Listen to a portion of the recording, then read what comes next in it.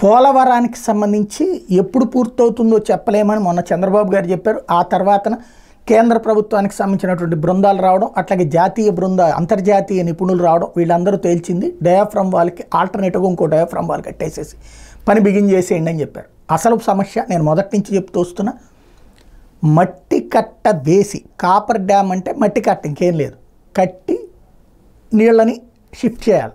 అక్కడ అసలు సమస్య. ఎందుకు అది కట్టట్లేదు, ఇంతకుముందు చంద్రబాబు గారు ఎందుకు కట్టలేదు, మధ్యలో గ్యాప్స్ ఎందుకు ఇచ్చారంటే కడితే ఊళ్ళు మునిగిపోతాయి కాబట్టి ఆగిపోయింది. ఇప్పుడు దాంట్లో తొలి దశకి ఓ పక్కన రాష్ట్ర ప్రభుత్వం 12,500 కోట్ల రూపాయలు అడగటం, కేంద్ర ప్రభుత్వం కూడా 12,500 కోట్లు ఇవ్వడానికి సిద్ధపడుతోంది.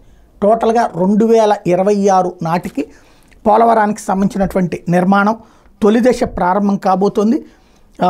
ఏదైతే ప్రస్తుతం దీనికి సంబంధించినటువంటి వ్యవహారాన్ని అధికారికంగా ప్రభుత్వం ప్రకటించింది 2026 మార్చి నాటికి పూర్తి చేస్తామన్నటువంటిది. టోటల్గా 8,044 కోట్లు జగన్ టైంలో ఖర్చు పెట్టారు అన్నటువంటి విషయం కూడా ఈ సందర్భంగా తేల్చారు. అందులో జగన్ టైంలో మట్టి పని, కాంక్రీటు, మట్టి పని లైనింగ్ స్ట్రక్చర్స్ ఇవన్నీ కూడా పూర్తయినాయి అన్నటువంటిది.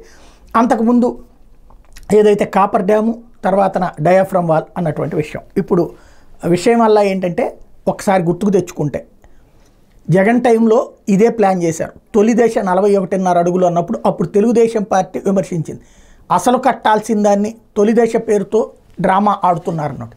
నేను అప్పుడే చెప్పా, మొదట బిల్డింగ్లో ఒక ఫ్లోర్ కట్టాక రెండో ఫ్లోర్ కడతారు కానీ రెండోది మూడోది ముందే కట్టారు.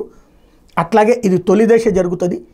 టోటల్ నిర్మాణానికి కేంద్రమే డబ్బులు ఖర్చు పెట్టుకునేటట్టు చూసుకోవాలి మనం అన్నటువంటి. తొలి దశతో పూర్తి చేస్తారా, మలి దశలు కూడా ఉంటాయా అన్నటువంటిదే ఇక్కడ కీ పాయింట్. ఇప్పుడు పత్రికలు ఆ రోజున అవి రాసినటువంటి పత్రికలు ఇప్పుడు మళ్ళీ అదే ఈనాడు జ్యోతి ఇప్పుడు తొలి దశ కరెక్ట్ అన్నటువంటి వాదననే చేసుకొస్తాయి. కాబట్టి ఇప్పుడు సాక్షి ఏం చేస్తుందో చూడాలి.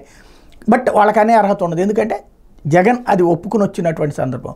బట్ ఇక్కడ పోలవరానికి సంబంధించి తొలి దశ పూర్తితో ఎంత నీళ్ళు వస్తాయి, ఆ తర్వాత దశలకి ఎంత నీళ్ళు వస్తాయి అన్నదే ఇక్కడ కీ పాయింట్.